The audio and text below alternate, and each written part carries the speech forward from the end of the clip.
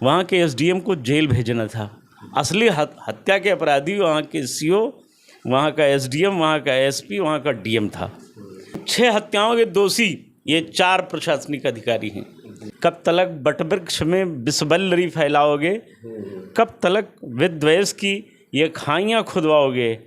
आज तुम फैला रहे हो जातिगत नफरत की आग, देख लेना कल तुम ही इस आग में जल जाओगे। क्या बात है। असल में एक खेल चरित्रहीनता से आरंभ हुआ है।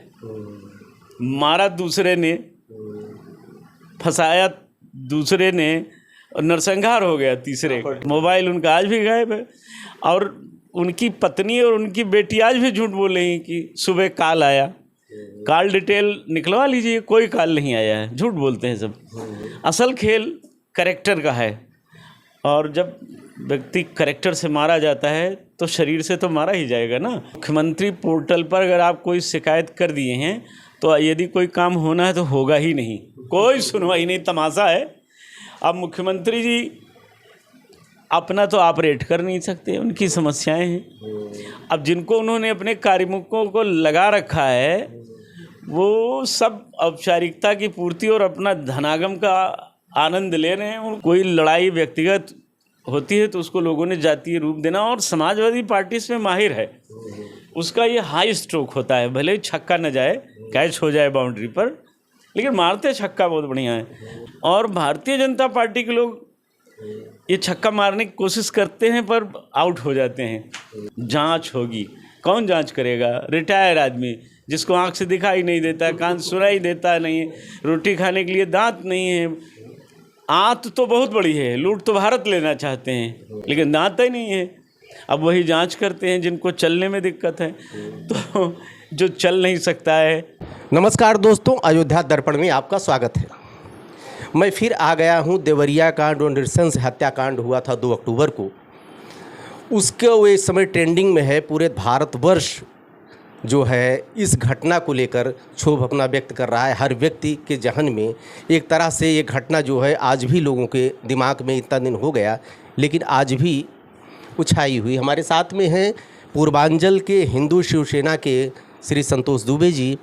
चाचा के बारे में बता दें, आप जब भी कभी स्टालिन या स्वामी प्रसाद मौर्य जब ये टिप्पणी कर रहे थे इस पर, सनातन पर, या रामचरितमानस रामायण पे कोई टिप्पणी होती है तो जितने ही ये अपनी बात रखते हैं, जिस उग्रता के साथ कह सकते हैं, आज थोड़े हौसले आपके पस्त नज़र आ रहे हैं क्योंकि देवरिया से लौट कर आए हैं, स्वास्थ्य भी थोड़ा ख़राब है। हिंदू की बात करने वाले आज हिंदुओं में ही बांटा जा रहा है हिंदू को। इस पर चाचा जी से हम जानना चाहेंगे। आपकी अयोध्या दर्पण में पहले स्वागत है। आप धन्यवाद। प्रतिक्रिया है आपकी? अब वहाँ जो कुछ हुआ वो बहुत ख़राब हुआ, अच्छा तो नहीं हुआ, बिल्कुल अच्छा नहीं हुआ, होना भी नहीं चाहिए।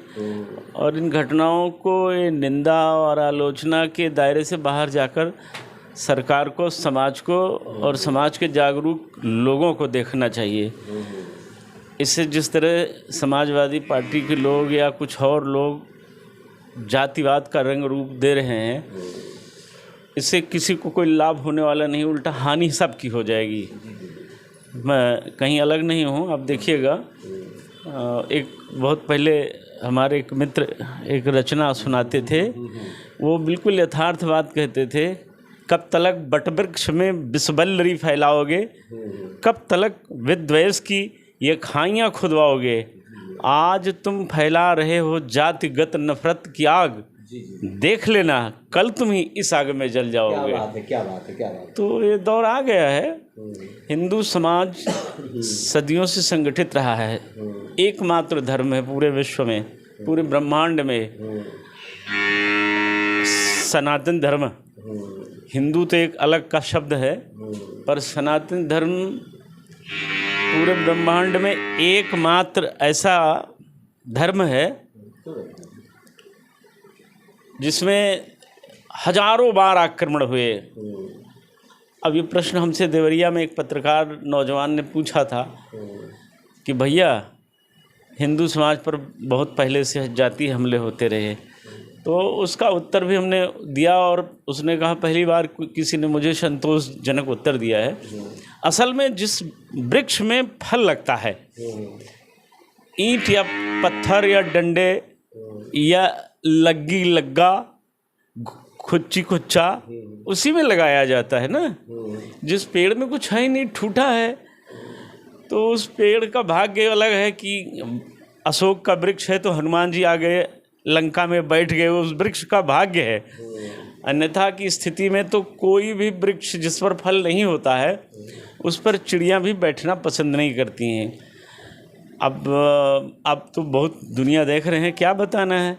एकमात्र सनातन धर्म है जो फल और पुष्प और फल दोनों लोगों को प्रदान करता है। प्यार दोष किसका, आप मुद्दे पे आइए। इस पूरे घटनाक्रम से आप किसका दोष मानते हैं? मैं वहीं चल रहा था।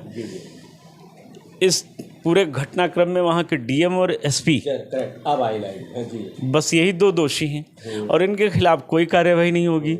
फंसाया कौन जाएगा? कानून को। 15 लोग तो सस्पेंड किए गए, बिल्कुल कर दिए जाएंगे, लेकिन एसपी नहीं किया जाएगा। आपको मैं बता दूं, ये वही एसपी सिटी फैजाबाद थे जिन्होंने राम बारात रुकवा दी थी। ये पक्के समाजवादी हैं, हाँ बिल्कुल समाजवादी विचारक हैं ये। और जो वहाँ जिलाधिकारी है वह भी समाजवादी विचारक है। अभी हर सरकार में तो ये पहुँच जाते हैं। असल दोषी ये हैं। संकल्प शर्मा नाम का व्यक्ति पब्लिक का कोई काम नहीं करता, पब्लिक के बीच जाता नहीं, मिलता नहीं, पब्लिक के आसपास उनका कोई लेना देना नहीं है। वो दिन भर थाना और चौकी बेचता रहता है। डीएम एसडीएम के हाथों बेचते हैं, बेचते सब हैं, कोई ईमानदार नहीं है। इनकी जांच करा लेने पर चंबल के डाकू लोग कहते हैं ना कि ये ईमानदार है, किसके लिए फलाने बड़े ईमानदार हैं, वो किसके लिए करेंगे। अरे भाई, मोहर सिंह, माधव सिंह, फूलन देवी के कौन था, लेकिन डकैती करते थे ना। तो ये बड़े डाकू हैं, डकैत हैं। मेरे शब्दों को गौर से सुनिएगा। ये लोग सातिर अपराधी हैं, ये जनता के अपराधी हैं और शासन के अपराधी हैं। क्योंकि प्रशासनिक अधिकारी से अपनी बात कहने के लिए जनता जाती है। ये जनता के नौकर हैं। सैकड़ों एप्लीकेशन पहले दी जा चुकी थी। 1000 दीजिए, देते रहिए।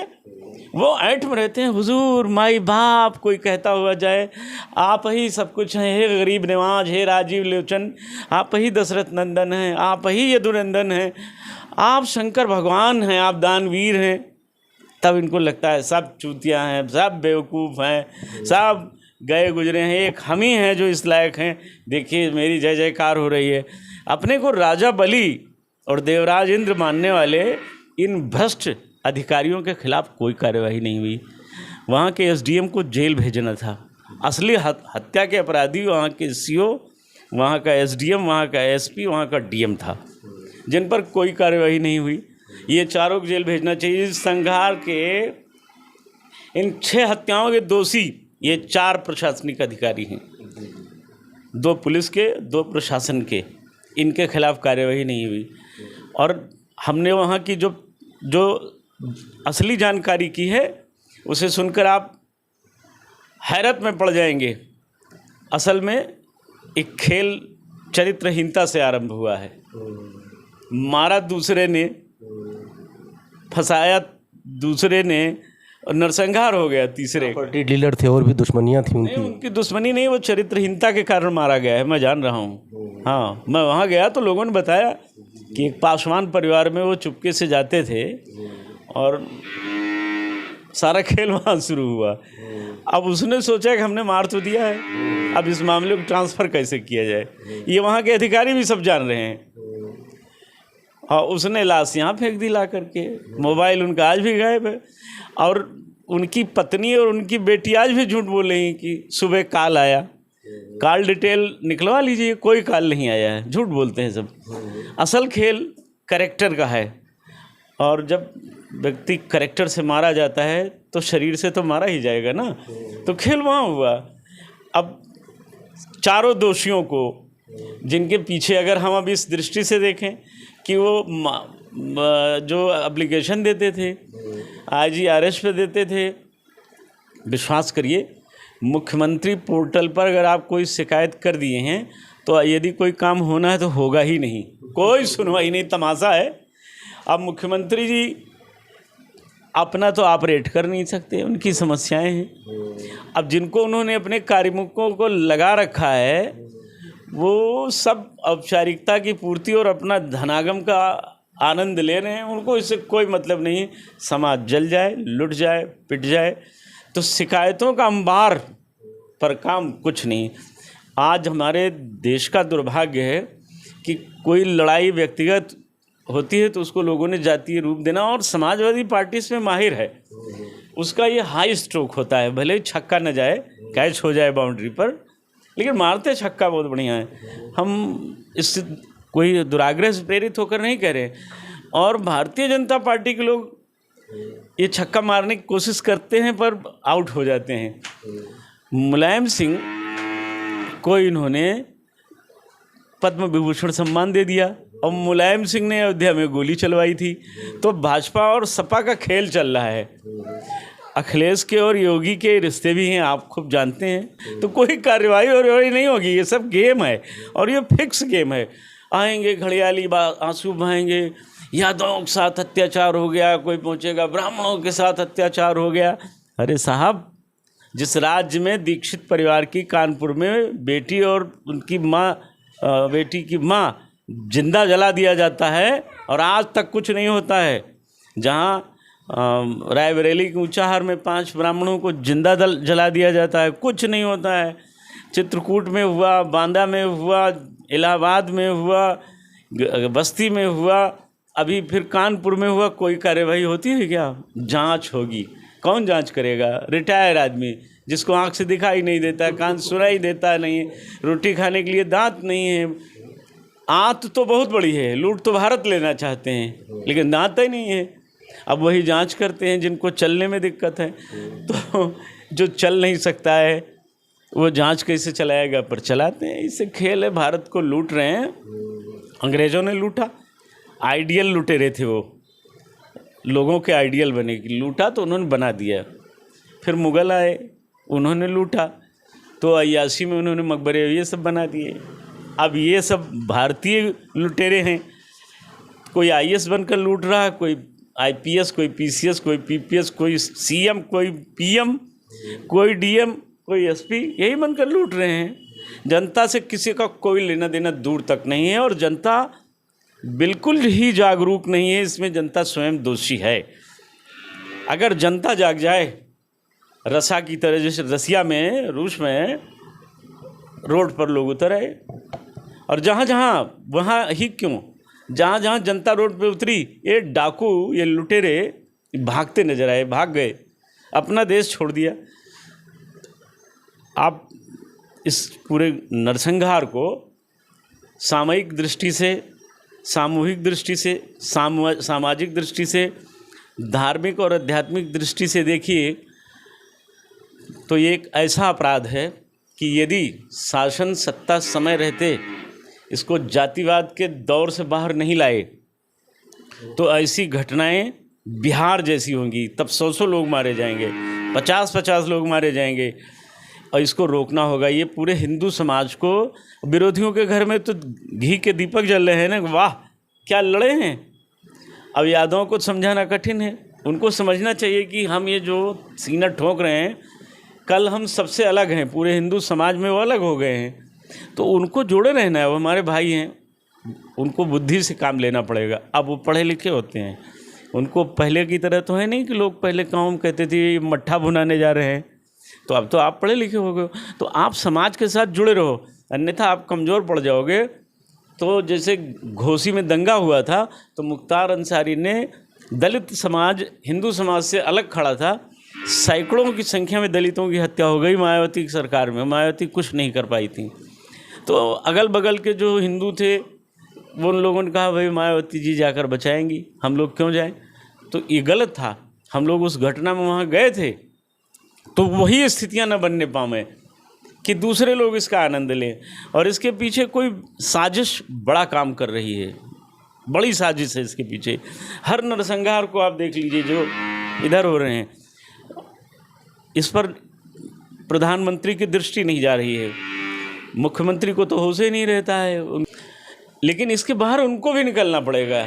इस काकस के बाहर में माननीय मुख्यमंत्री जी को क्षत्रिय और इस सब की जो लाइन है इससे बाहर निकलकर उन्हें हिंदुओं का साम्राज्यवादी व्यवस्थापक बनना पड़ेगा। नहीं बने तो ये आखिरी बार हो जाएगा। और अब अगर टूटा और भाजपा का मिथक गया तो उत्तर प्रदेश में दोबारा लौट कर आएंगे नहीं, क्योंकि कांग्रेस की नज़रें और लोगों की नज़रें कांग्रेस की ओर जा रही हैं। आप अध्ययन कर लीजिए। मैं देवरिया गया था, वहाँ के ब्राह्मणों ने कहा हमारे लिए कांग्रेस ठीक है। अब हम कान पकड़ रहे हैं, हम भाजपा को वोट नहीं देंगे। मैंने लोगों को समझाने की कोशिश की, लेकिन लोगों ने कहा अब हम भाजपा को वोट नहीं देंगे। ये दुखद पहलू है, क्योंकि जब वहाँ की जनता को ये विश्वास हो गया है और मूल मुद्दे से भटक गया तो हमारा वोट देना बेकार गया। अब अकेले सलभमणि त्रिपाठी एक हैं, वो विधायक हैं, वो जूझ रहे हैं। तो अकेले एक विधायक के जूझने से इतने बड़े मामले हल नहीं होते हैं। मुख्यमंत्री को वहाँ बैठना चाहिए और पंचायत लगानी चाहिए, बुलाना चाहिए दोषी कौन है, और डीएम-एसपी को मुर्गा बनाना चाहिए। असली अपराधी ये हैं दोनों, बजाय इनके वो 6 फीट के लंबे चौड़े डीएम हैं, खा के मोटे हैं, शुगर वगैरह के मरीज़ तो होंगे ही होंगे, और एसपी हैं 5 फीट के, वो भी निश्चित रूप से खा पी के शुगर के मरीज हो गए होंगे। इन लोगों की आंखों में धुंध हो गया है, शुकर का बाल आ गया है। जनता मरे तो मर जाए, इनसे कोई मतलब नहीं। माननीय मुख्यमंत्री जी को इस समय वहाँ चौपाल लगानी चाहिए। मेरी आवाज़ पहुँचे तो खुद बुद्धिमान हैं, हम लोगों के पुराने साथी हैं। निवेदन है कि वो चौपाल लगाएं और सारे अधिकारियों को बुला के बैठाओ, बताओ जनता के बीच में बैठ कर कहें बताओ कौन है असली अपराधी। अगर एक मुख्यमंत्री अपने जनता का विश्वास जीत नहीं सकता है तो उसे अपने मुख्यमंत्री पद पर रहने का कोई हक नहीं बनता है। ये उन्हीं का दायित्व है, उन्हीं की जिम्मेदारी है, हमारी नहीं है। और अगर नहीं मानेंगे तो लोकसभा चुनाव आ रहा है, जहाँ कहिए मैं स्टाम्प पर लिख के दे दूँ। उत्तर प्रदेश में भारतीय जनता पार्टी की वो दुर्गति होने जा रही है।